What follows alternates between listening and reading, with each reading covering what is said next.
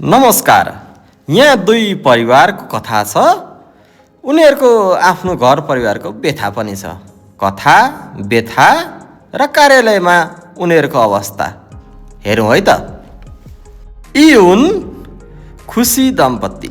नाम जस्तो काम पनि त्यस्तै, खुसीराम र खुसीमाया।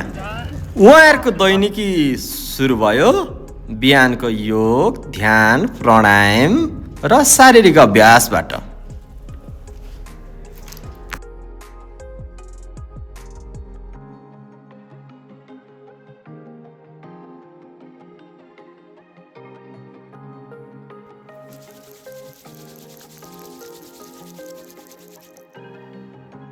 How caring.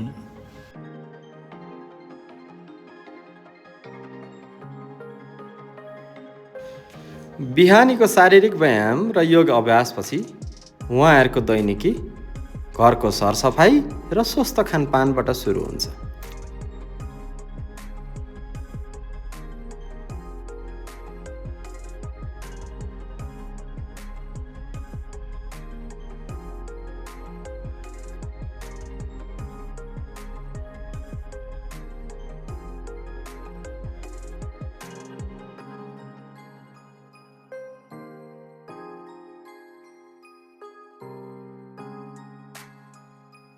अब ढिलोसम्म सुतिरहने दुखी माया परिवारको कथा हेर्नुहोस्।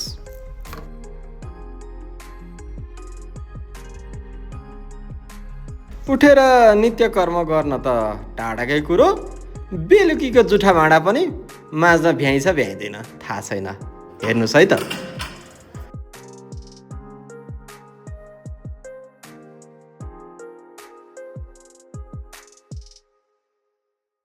दुखी मायालाई खाना पकाउन नभ्याएर अफिस जानलाई मात्रै होइन, अघिल्लो दिन बेलुका राति दुखी रामको ताल यस्तो छ।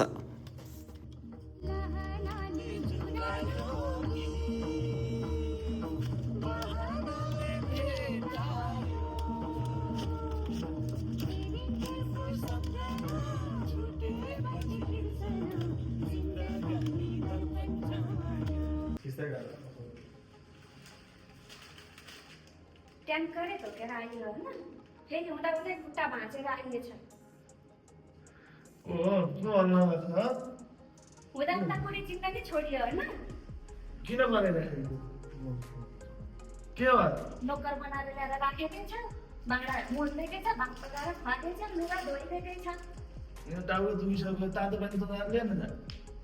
कति गरिराखेको आउँछु तातो पानी तताएर ल्याउनु पर्यो भने त त्यही तातो पानीमा डुबाएर कुकुरो भुट्लाएर पनि भुट्लाइदिन्छु।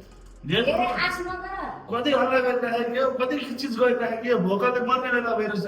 खै खाजा नै भात लिएर पर्दैन मलाई। यसमा तातो पानी तताएर आफै झोल हाल्ने खाने, कसैले सक्दैन। अब झुलो कुलो गर्दै देखेन अहिले हिर्काइसक्यो। कति हल्ला गरिराखेको, भात पकाएर ल्यायो भने सक्दिन ल्याउने अर्कै। अब त म तिम्रा घर हप्ती गरेर सँगेर बस्छु। दुखी मायाको बिहानीको चर्तेकाला त देखिहाल्नुभयो, तर उतापट्टि खुसी माया अफिस समयमै आइपुगेकी छिन्। अफिसमा आएर उनले नियमित कामहरू गरिरहेछन्। उनको वर्किङ पर्फर्मेन्स पनि राम्रो रहेको छ। उफ, दुखी मायालाई कति हतार अफिस आउने तरिका पनि फरक छ।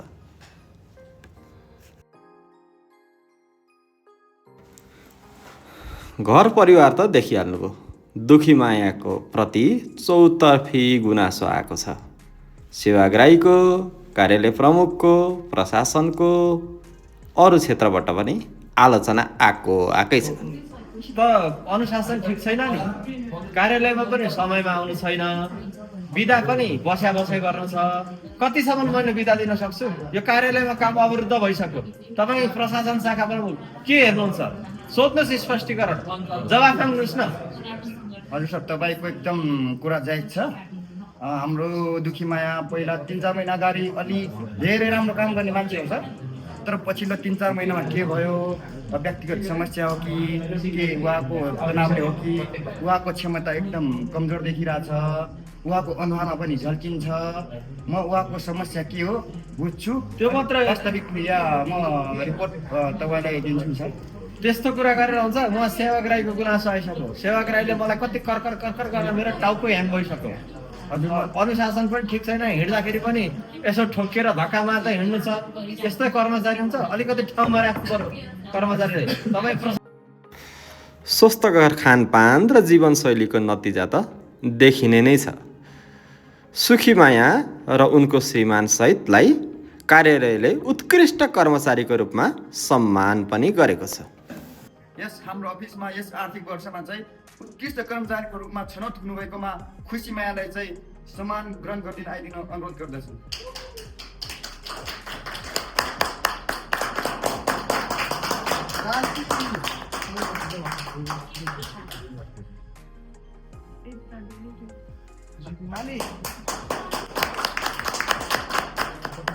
साथै खुसी मायालाई चाहिँ नगदको पुरस्कारको समेत व्यवस्था गरिएको छ। उहाँले चाहिँ नगद वितरण गरिदिन पनि हार्दिक अनुरोध गर्दछु।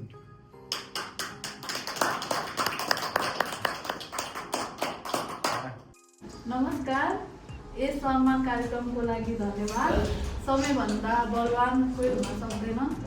घर म्यानेज गर्नेदेखि लिएर अफिस म्यानेज गर्नु पक्कै पनि चुनौतीपूर्ण थियो, तर यो सम्मानले मलाई अझ थप राम्रो गर्ने हौसला मिलेको छ। यस सम्मान प्रोग्रामको लागि अफिसलाई धेरै धेरै धन्यवाद। खुसी मायाको सम्मानसँगै दुखी माया चाहिँ दुखी हुँदै घर आइपुगिन्। उनलाई आफ्नो सम्मान नभएर पो हो कि यो घरको बिलले न अफिसमा राम्रोसँग काम गर्न सक्छु, न घरमा शान्तिले बस्न सक्छु। होइन आज त महारानीको छिटै सवारी भयो त। अनि छिटै पाल्नु भयो त। बिहान त मलाई चाउचाउमा सीमित राख्नु भएको थियो। पानी त चाउचाउ यही पानी पनि खनाउन नसकेर जाल यत्तिकै लडिराखेको छ। जाड किनेर खान सक्नेले भात पकाएर खान नि सकिन्छ होला। खान्छु त, तेरो बाबा खाइदिएको छु त। दुनियाँमा अफिसतिर बुढाले कति सपोर्ट गरेर पुरस्कार पाएका छन्, उनीहरूले सम्मान पाएका छन्। मलाई रहर हुँदैन। खुब काम गर्ने त नि। काम गरौँ। घरको हालत यस्तो छ, भाँडा लडेर जुठाइ डुडुङ बेलुकादेखिका भाँडा हुन्छ, रातभरि पिटो रक्सी खायो, अनि मैले कसरी गरौँ? सुखी मायाले त्यत्रो पुरस्कार पायो। बुढो त खासै गरी बुढोको पनि साग कति लानु बनाएर मैले चाहिँ के गरेको छुइनँ तपाईँ।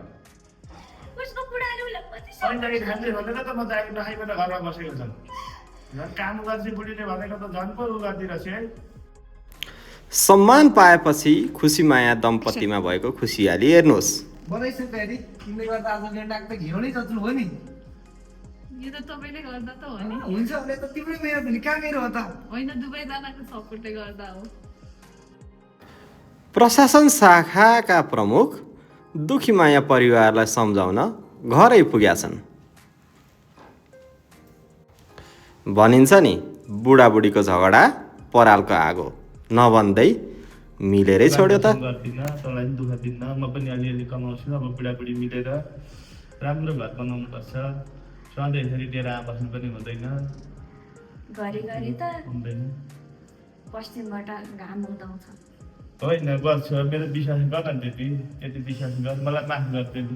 माफ गर्दै न सक्दिन त। यता हेर न लुगा।